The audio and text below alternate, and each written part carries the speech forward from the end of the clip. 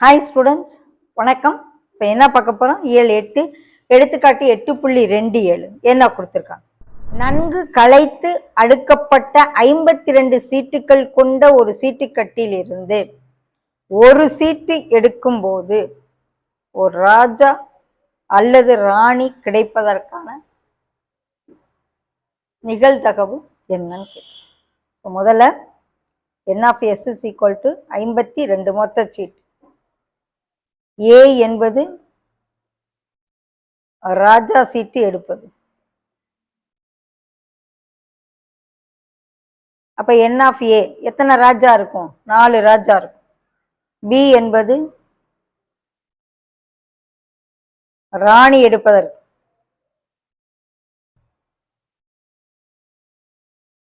அப்ப மொத்தம் B எத்தனை? ராணியும் 4 தான் இருக்கும்.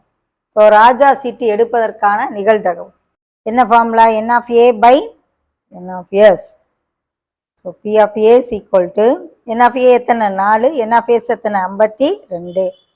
1 4 13. 1/13. ஓகே. அடுத்தது ராணி சீட்டு எடுப்பதற்கு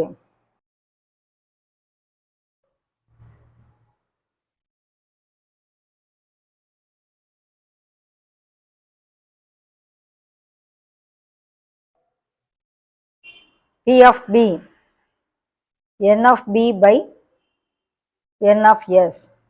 ராணியின் 4 by 52.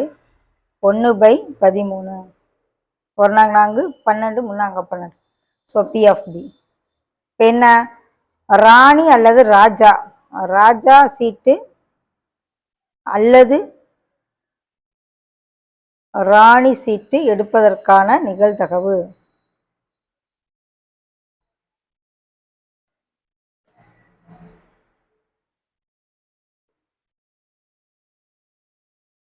ரெண்டும் ஒன்றை ஒன்று என்ன செய்யும் நிகழ்ச்சிகள்? விளக்கும் நிகழ்ச்சிகள். இரண்டும் ஒன்றை ஒன்று விளக்கும் நிகழ்ச்சிகள்.